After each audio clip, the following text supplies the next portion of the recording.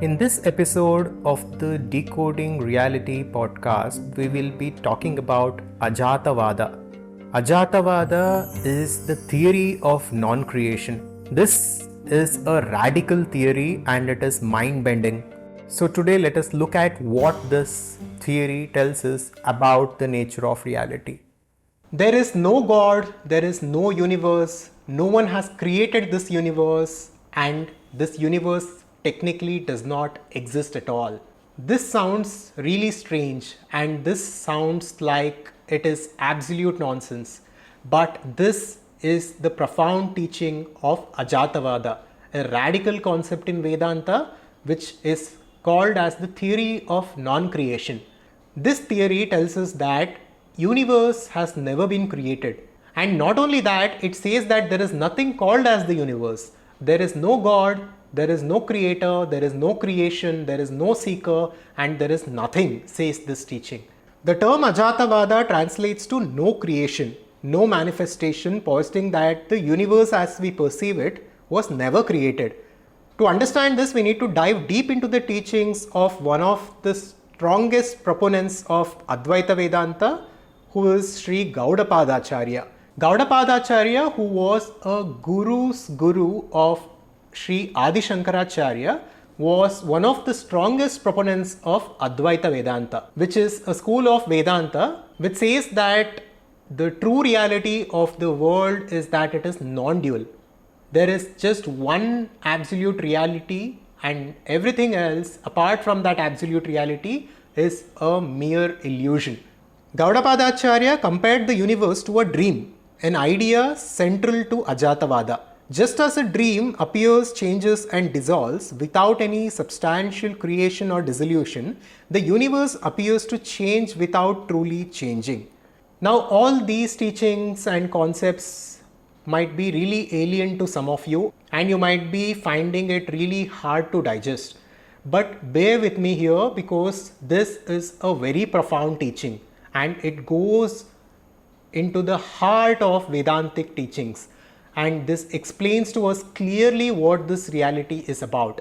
Now we will understand this with two simple examples. The first example is this. Now just assume hypothetically that this entire universe is made up of one substance.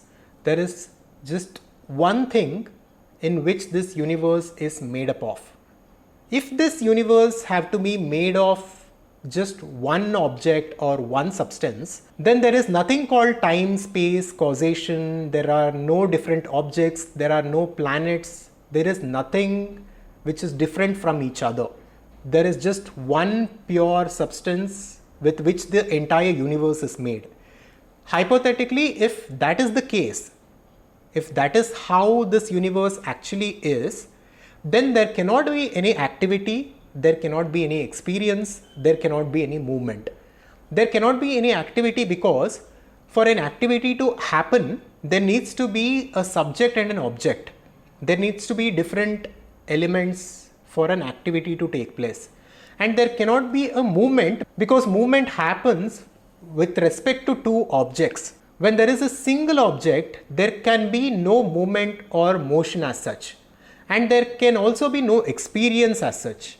Because for an experience to happen, we need three things: the object of experience, the subject of experience, and the experiencing itself. If there is one single object, then an experience cannot take place. If hypothetically this universe was made up of one singular substance, then technically the universe was never created.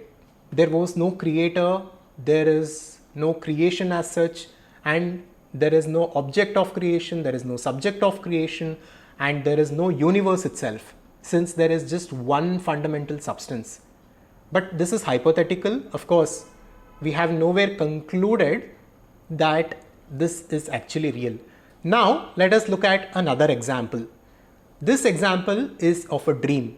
Now we all dream different dreams, and within our dreams we experience various things. We talk to different people, we experience different objects within the dream, and within the dream we experience the dream world as though it is real to us. We don't realize that it is a projection or an illusion. If a tiger appears in the dream, we run for our lives because we are trying to save ourselves. We think that it is actually happening to us. It is only when we wake up from that dream, we realize that it was a projection within our mind. Now, observe this example really carefully, because this shows us the nature of reality as explained by Ajata Vada. When we are within the dream, we think that the people around us and the different objects within the dream have their own independent existence apart from us. We think that we as the dream ego are different and the people whom we are interacting with within the dream are different. But once we wake up, we realize that both happened within our minds and both were the projection of our minds. And hence, the substance of both of them were actually the same. There was no road as such, there was no sky as such, there were no different people as such. It was all an illusion within our minds. And there was one single substance which pervaded the entire dream experience, since it was all a projection in our mind. It is not a substance as such, but it was all one reality within the mind. We only experienced it at that point of time as something which was real to us. Now, this is exactly how we need to understand the world around us. What Ajatavada tells us is that this universe has technically never been created. It only seems to be created from the perspective of our minds. Our mind is a consequence of Maya, and our mind is a consequence of time, space, and causation. When we see this universe and when we perceive this world from the perspective of our minds, it seems like it is real to us. And it seems like a universe has been created. But technically speaking, and from the perspective of that pure awareness, this universe has never been created. This universe is just a projection in that consciousness or awareness or in God. So imagine that God is dreaming a dream, and within his dream, this universe is projected. And that ultimate reality or God has assumed himself the position of an individual and is experiencing various things in this world from an individual perspective. But technically, this universe has never been created. This is a dream or an illusion or a projection.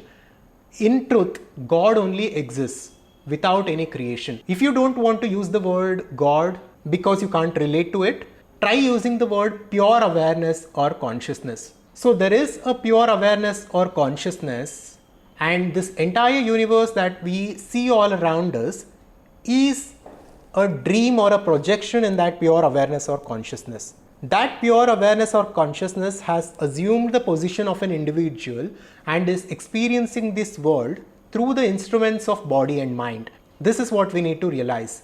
If we realize this, and if we realize our bodies and our minds as just an instrument, we will truly realize that we are that pure awareness or consciousness or God.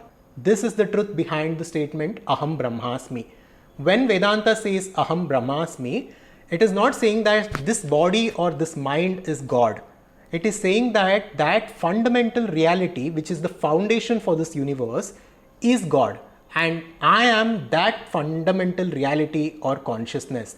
But right now, I have identified myself with this body and mind because of an illusion and because of ignorance. And this has happened because of Maya. And through meditation, through contemplation, and through the systematic study of Vedanta, we can understand who we truly are, and we can realize ourselves to be pure awareness or consciousness. Now, this can be a tough idea to imbibe since our sensory perception of the world is so deeply ingrained. In Ajatavada, however, the world we perceive is considered as an illusion or Maya, and the only reality is the unchanging, indivisible, absolute Brahman or pure awareness. Now, let us look at one simple example before we close this video. This example is of a clay and a pot. If we look at a clay and a pot, both of them are fundamentally clay. A pot only appears to exist. A pot is in and through clay. There is nothing in pot apart from clay. So from the perspective of clay, nothing has been created as such. The pot is clay alone, because there is no thing called a pot apart from clay. Just like this universe is consciousness alone. There is nothing apart from consciousness. The world only appears to exist, but it does not. The true existence of this world is consciousness alone, or pure awareness alone. And this is the ultimate reality, or Brahman. Thank you for tuning in. I hope this was valuable. If you're interested to dive deep into topics like this and uncover the nature of reality and consciously create the life that you truly want to live, you can join our community cum learning platform, the Advaita Conscious Society, by visiting advaita.com. I'll see you on the next one.